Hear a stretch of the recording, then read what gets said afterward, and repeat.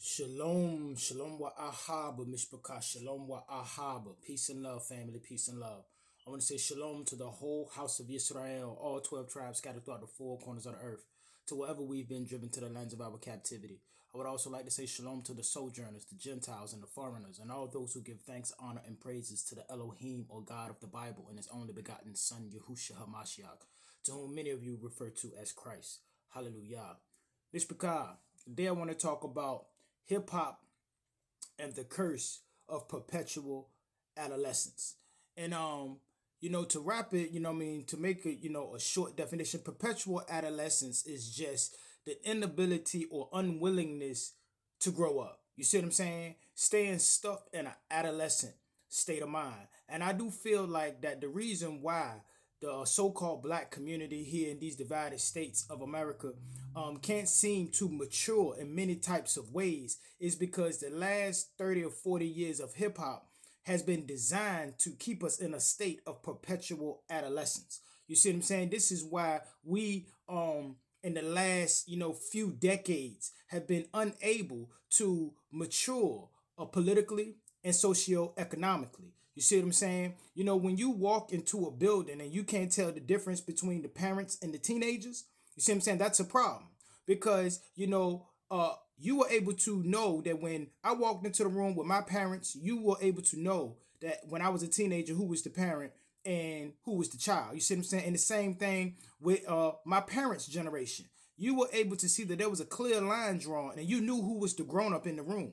Well, we've come up into a time where you can't really tell who is the grown up in the room when you walk into a building full of so-called black people in America, especially those that are still holding on to the so-called hip-hop culture, which I do believe has subliminally and subconsciously been charged with the issues that exist, within America, with the criminal element. You see what I'm saying? And a lot of the problems that the current people in charge feel that this country is having, they tie a lot of it to the so-called hip hop community. And because the people that have ran that community, people like, the Diddler and people like Jay-Z and elements like that, you know what I'm saying, who control the whole aspect of hip hop. You know what I'm saying? Even what we call in our community nigga news. You see what I'm saying? The I'll say the platforms or the avenues or the organizations that kind of control, the radio stations and the TV stations and those things and platforms on social media, they're all controlled by a small handful of people. You know what I'm saying? And you can tell that that's the case because Tory Lanez had a interview this past Friday. You see what I'm saying, on NBC, and ain't nobody talk about it. You see what I'm saying? That why? Because the people that Tory Lanez is at odds with control so-called black media. You see what I mean? That's why. You know what I'm saying? So-called black people are mad at Nicki Minaj. You know what I'm saying? For being upfront and honest and being smart about not offending, the political structure and being honest about how she may not be in line with what we call the so-called Democratic Party, who controls black people through their control of hip hop. You understand that, Miss Picard? The reason why Puff Daddy, Diddy the Diddler, Diddy the Booty Bandit, you know what I'm saying? The reason why he went down the way he went down because he's no longer protected by his political handlers. You see what I'm saying?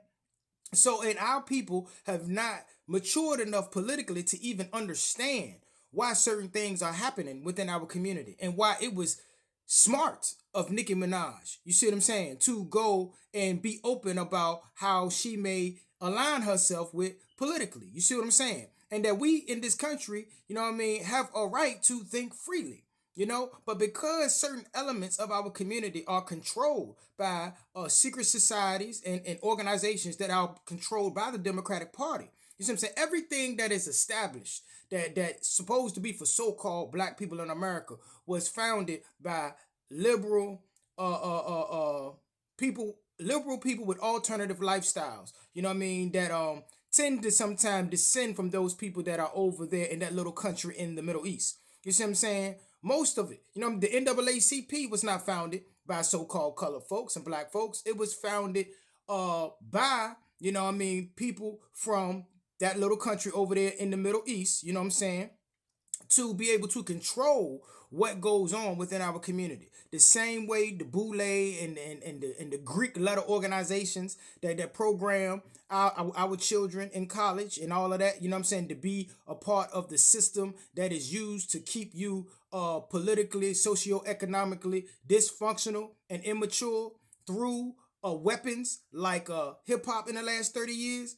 You know what I mean? All of these things, were not created by us. They were created for us by other people in order to control us. You see what I'm saying? And when you look at hip hop and you see 50 some odd year old men out here on Twitch acting a fool, trying to keep up with young people, they already influenced you, you know what I'm saying, to go out here and live dysfunctional up until you, by the will and grace of the Most High, grew up out of that and matured as a man or as a female or as a woman, you know what I'm saying, and came up out of that spell that hip hop had you under. You know what I'm saying? Now that they know that you ain't no longer gonna support them and deal with their foolishness, now they trying to influence your children. You see what I'm saying? Because they can't give it up. They are stuck in a state of perpetual adolescence. When you see 50 some odd year old men out there, granddaddies, out there fighting and doing young, dumb stuff, you see what I'm saying? You realize that these people are starting to look crazy and that they are stuck in a childlike mind state. And that is by design, because there are elements of the people that control your community that do not want you to grow up, that do not want you to mature.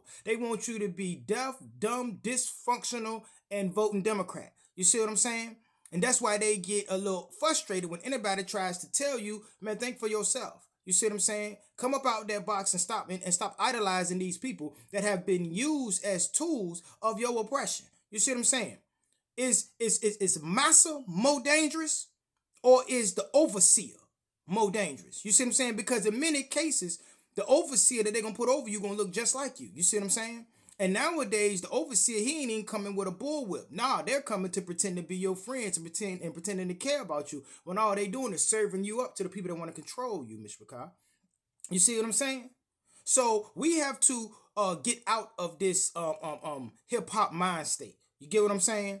Because hip hop, did not mature with us. That is why certain people, men and women, that when they get to a certain point, they don't want to hear that mess no more. You see what I'm saying? If they ain't out at somebody's birthday party or something that got them out in a party environment, they do not want to hear what hip hop is offering. Why? Because we got grown people issues now. We got children we raising now. We got bills we have to pay right now. We got jobs and careers that we have to keep moving so that we can continue to provide, you know what I'm saying, for our households. We ain't got time to be listening to nobody out there talking about young, dumb foolishness and about YNs talking about murdering each other up.